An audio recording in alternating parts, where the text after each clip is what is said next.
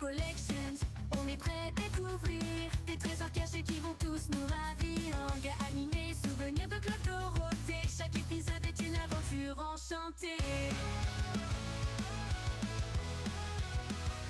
Pop Collection plonge dans l'univers des figurines. Ta-da-da-da-da.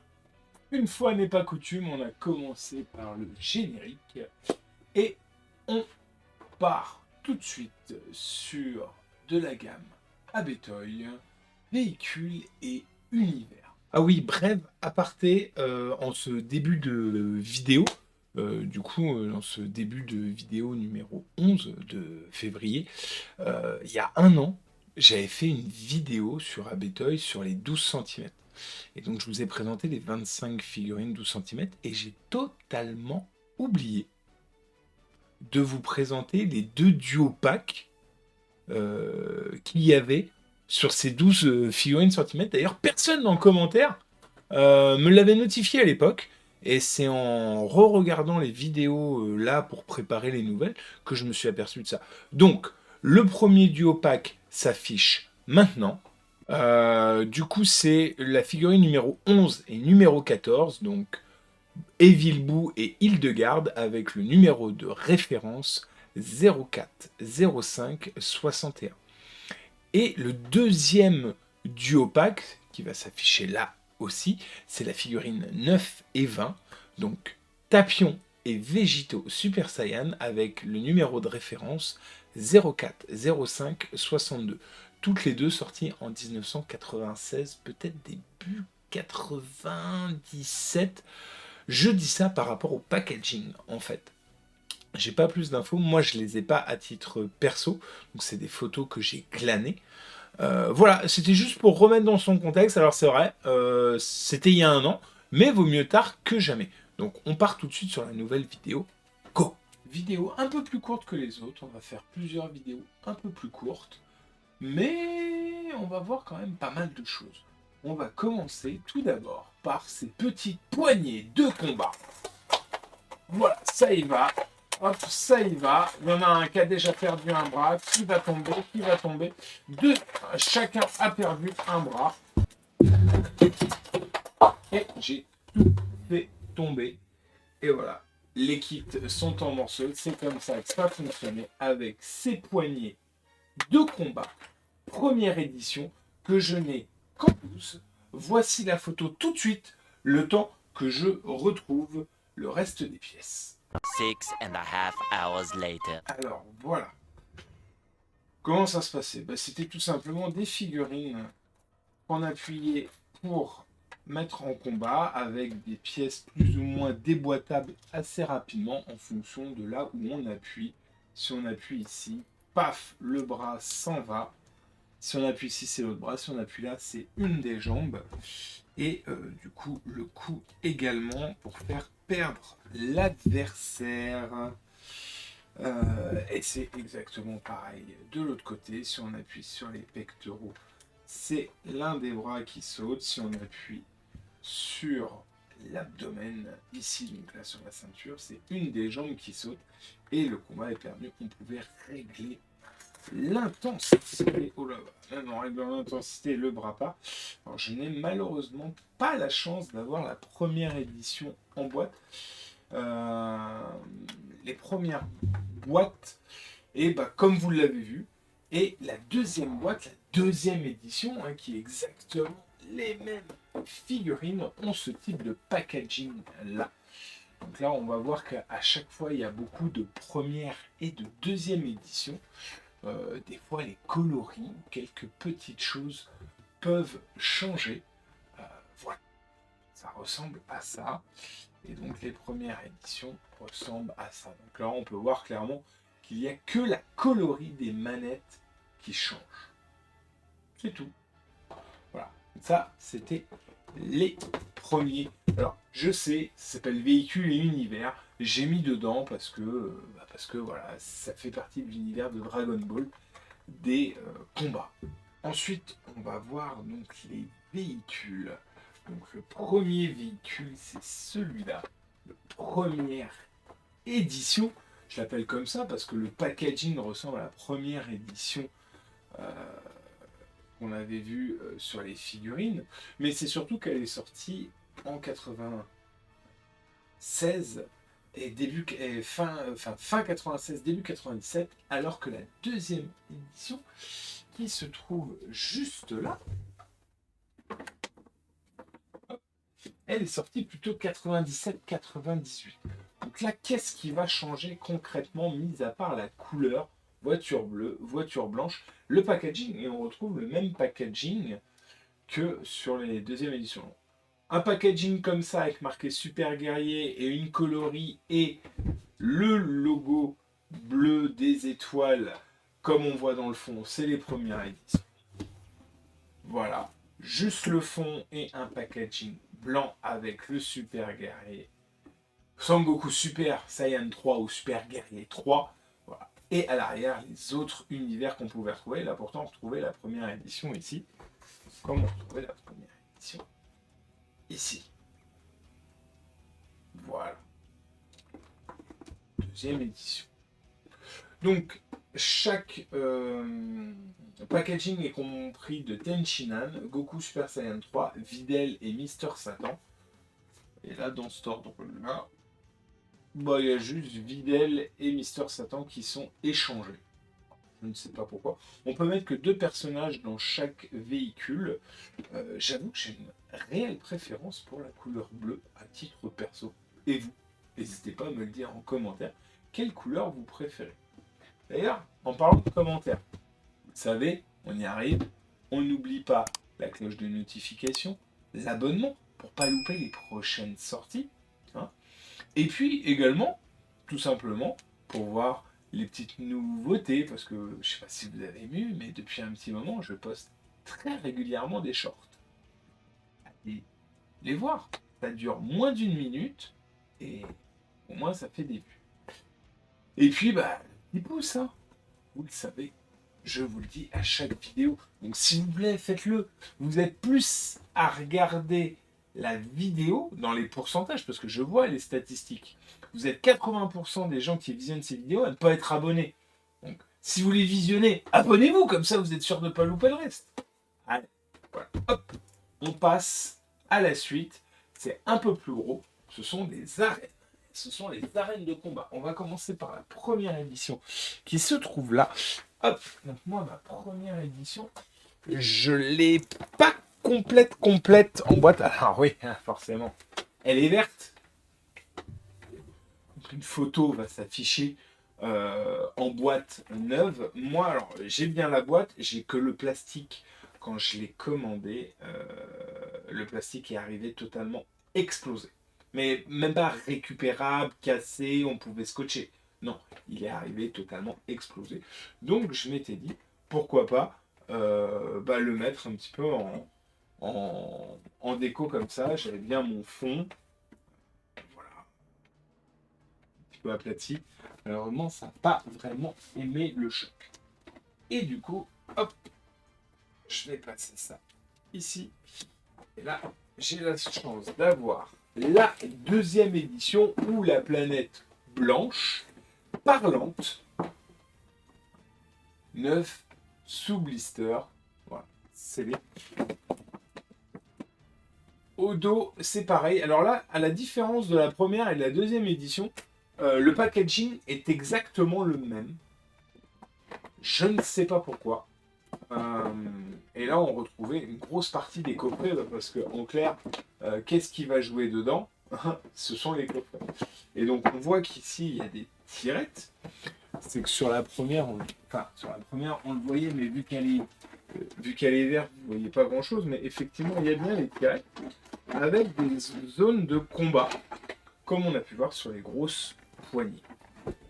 Première et deuxième édition. On le voit ici, c'est un petit peu différent, mais sinon le packaging en lui-même reste quasiment le même. Ah voilà. Donc ça par terre pour pas les abîmer. En restant sur les planètes, dans les années 90, il y avait aussi une autre mode. C'était la mode des miniatures. on l'a vu sur les figurines 6 cm, mais il y avait aussi les figurines 3 cm, et on a vu les mini-véhicules aussi. Et du coup, il y avait une autre mode, c'était la mode des Polly Pocket, des Mighty Max. Et ben, Dragon Ball n'y a pas échappé et a eu le droit à son Polly Pocket, son Mighty Max, si je peux dire. Encore une fois, sévère, c'est la même type de planète. C'est ici avec 6 mini-figurines qu'on peut voir au complet. Voilà. Dans une boîte comme ça. Et du coup, elle a eu le droit à sa deuxième mini planète, voilà, son mini pocket, et cette petite zone de combat. Alors là, c'est pas vraiment les combats, hein, c'est juste pour que ça tourne et que ça fasse plaisir. Moi, je n'ai pas la chance de l'avoir en boîte, mais une photo va s'afficher juste là, avec la boîte, qui ressemble à ces boîtes-là, hein, les boîtes de deuxième édition. Première édition, deuxième édition. Pour rester encore et toujours dans les premières et deuxième éditions, et ce sera la dernière de cette gamme, c'est le Sangoku qui se trouve là avec cette magnifique boîte et son nuage, donc, qui fonctionne à pile. Voilà, c'est un nuage qui s'éclaire et qui avance. Voilà, on peut voir ici sur la petite image. Alors ça fait pas de la fumée, hein, mais du coup c'était 4 piles, un mode on-off, et du coup ça avançait. On pouvait le mettre par-dessus. Alors je ne sais pas si c'est aimanté ou pas. Bah, le mien, je ne l'ai jamais ouvert. Je l'ai acheté comme ça, il y a très longtemps. Voilà, je subodore qu'il doit fonctionner, mais je ne l'ai jamais testé. Et du coup, la deuxième édition, entre guillemets, voilà, le deuxième packaging. Et donc, il y a le même Goku qu'on retrouve ici. Hein, et il y avait le petit Goku. Voilà, c'était le variant. Parce qu'ils ont les mêmes numéros de série. Hein, 04, 15, 23. Et ici, pas du tout le même numéro de série. 04, 15, 05. Alors là, ils ont absolument pas le même numéro de série. C'est le seul, parce que jusqu'à maintenant, tous les autres ont le même numéro de série. Donc là, c'est vraiment pour me faire mentir et totalement me planter en vidéo. Et ça, on va même pas le couper au montage pour vous prouver que ici, on ne cache rien. Mais c'est peut-être justement parce que il y a ce petit personnage en plus qui n'a pas le même numéro de série. Hop, je vous les montre. Alors juste pour vous prouver que je dis pas que n'importe quoi, numéro de série, hop, c'est ici 041502 et là 041502. Donc c'est vraiment l'exception qui confirme la règle hein, sur celui-là. C'est tout. C'est voilà. Hop, on revient sur le prochain. Et le prochain, c'est pas un véhicule voiture, c'est un véhicule moto. C'est tout de suite. Et voilà. Hop, je le mets ici, on va bien le voir. Donc 0415 Goku Super Saiyan 3 sur une moto. Et quand la moto roule, les pots d'échappement rentrent et sortent. Et ça, c'est super cool. On le voit ici, il y a même hop, un petit bouton ici pour faire du bruit, il me semble. Voilà, parce que ça fonctionne à pile. Donc celle-là, elle est totalement neuve. Blisterisée, elle n'a jamais été sortie. Alors bien évidemment, un Goku Super Saiyan 3 en moto, c'est jamais arrivé. Ils auraient pu mettre un petit Goku, ils auraient pu mettre une Bulma, enfin ils auraient pu faire bien d'autres choses, mais bon, voilà, je pense qu'il fallait vendre pour vendre. Le personnage banger, après 95, c'est Sangoku Super Saiyan 3, parce qu'on le voit dans le film Tapion. Du coup, voilà. Dans le film Tapion, je dis n'importe quoi, dans le film avec Janemba, Fusion. Je voulais dire Fusion. Mais on le voit également dans Tapion. Hein. Mais voilà. On continue avec les véhicules, et pas des moindres, puisque c'est le véhicule de Trunks, hop, le sous-marin. Et donc c'était vraiment hermétique, c'est-à-dire qu'on pouvait vraiment aller sous l'eau, mettre les piles, on a une petite lumière devant, et du coup il est vraiment étanche. Il fonctionne vraiment. Donc donc c'est cool, hein, les piles. Ça y allait les piles. À l'époque on faisait attention à rien, mais je pense qu'on fonçait fort sur les piles. Donc, bah, Trunks. Alors, moi, j'aurais compris un Trunks comme ça du futur, avec une time machine par exemple, mais un sous-marin qui va dans l'eau. Why not? Pourquoi pas? Hop! On continue toujours avec des objets non plus nageants mais volants. Et Sangohan Super Saiyan 2 et son vaisseau. Le vaisseau que Bulma, que Yamcha conduisent très régulièrement dans Dragon Ball Z. Bon bah voilà, pourquoi c'est lui qui l'a, je ne sais pas.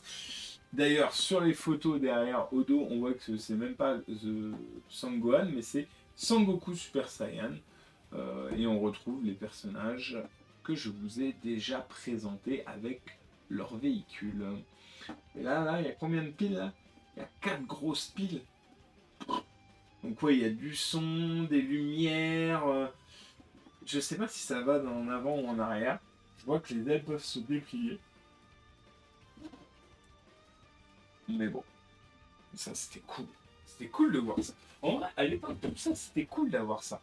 Mais ça reflétait pas vraiment l'univers même. Ce qui pouvait refléter l'univers même, éventuellement, c'était... Hop, je vais pas vous présenter celui-là tout de suite. C'était plutôt ça, le vaisseau que Goku utilise pour aller sur Namek, avec la référence 041518.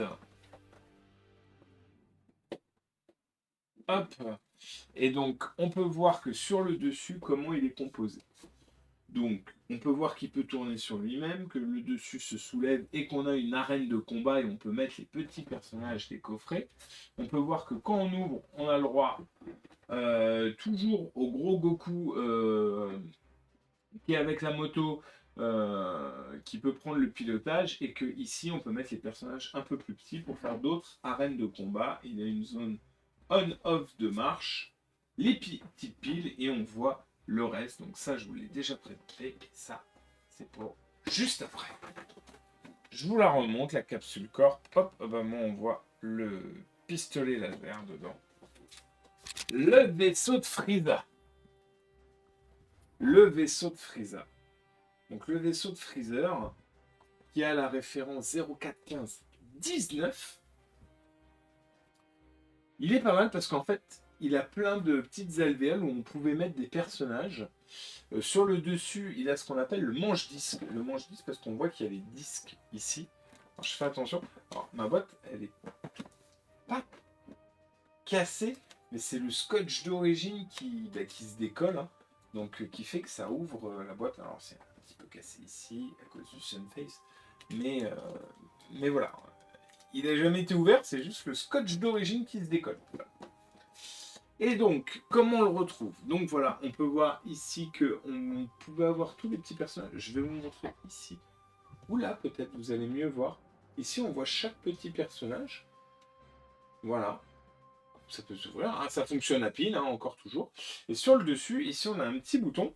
On met les disques que je vous ai montré ici, les disques de couleur. Et on appuie, et devant, là, juste devant, ça éjecte. Je le fais bien. Hein.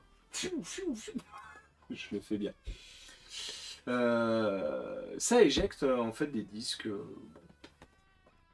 Le vaisseau de Frieza. Ça, en vrai, c'est plutôt à mettre dans un décor type Namek, avec 2-3 petits personnages à Bétoy, et je pense que ça fait carrément plus le café. Ensuite, je vous présente ça d'abord. Avancez juste derrière moi. Pourquoi? Parce que ça, c'est le carton d'usine. C'est le carton d'origine de ça. Ouais. C'est tout. Je suis juste ultra fier, ultra content d'avoir ce vrai carton d'usine d'époque, hein, avec ce petit papier de soie qui croustille. pas si vous l'entendez. En fait, le micro, il est super loin depuis tout à l'heure. Je ne sais pas si vous m'entendez bien ou correctement depuis tout à l'heure. J'espère. Mais voilà, je voulais vous présenter le carton de jeu avec, du coup, l'arène de l'arène. J'ai tellement de bâtards sur mon bureau, là, que je vais vous présenter là. Moi, ça, c'est quelque chose que j'ai eu quand j'étais gosse. Elle est là-bas, vous l'avez vu plein de fois sur les réseaux sociaux, etc. Je vous montre une petite photo tout de suite d'un de mes Noëls. Vous allez voir, j'ai eu la parure de drap, j'ai eu ça, j'ai eu un des bustes de Dragon Ball, enfin j'ai eu des Game Boy. Oui, je sais, j'ai eu une belle enfance. Photo maintenant. Et donc pour revenir, alors ça c'est un défaut du il veut pas se remettre correctement, enfin je l'ai eu comme ça. Et donc j'ai la chance de l'avoir intégralement neuve dans sa boîte blisterisée. Et comment c'était composé, ça s'ouvre comme ça. Il va y avoir une photo qui va s'afficher de toute façon de comment c'est fait. En fait, c'était la petite photo promo qu'il y avait à l'époque. Et voilà, effectivement, il y a des piles. Et dans les piles, en fait, on appuie sur le bouton, il y a des petits voyants avec une alarme. Alors là, ici, on voit que c'est jaune, que ici, c'est noir.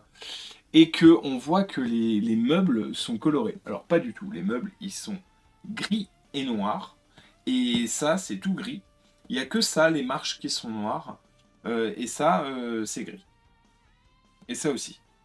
Donc vraiment, d'ailleurs quand on voit la pub, c'est pas les mêmes coloris. Ça, et il n'y a pas plusieurs coloris. C'était pas mal, je crois qu'on a un peu tout vu sur cet espace véhicule univers, j'ai envie de dire, à Bétoil. Ça m'a fait un vrai plaisir de vous présenter cet épisode 11 de la saison 3. On se retrouve dans 15 jours pour un prochain épisode. Ah si, j'allais oublier. Est-ce que vous pouvez me mettre un commentaire sur cette magnifique chemise à Bétoil? Alors, rien d'officiel, vous vous en doutez bien, mais il y a quelques années, j'avais eu la chance de trouver cette chemise qui avait été faite par une vraie couturière sur une base de drap à Bétoil, super guerrier. Et du coup, j'avais trouvé sympa de dire, c'est pas le prix, c'est pas machin, c'est pas une valeur vraiment financière, mais voilà, c'est une chemise qui est, enfin, c'est des draps qui ont été recyclés et réédités pour faire une chemise et faite par une vraie couturière, donc c'est super cool. Moi, j'adorais et je me sens bien dedans. Voilà, je voulais juste vous dire. Donc, n'hésitez pas à me mettre en commentaire si vous kiffez ma chemise. C'est tout. Allez, tchou les collectionneurs. À dans 15 jours.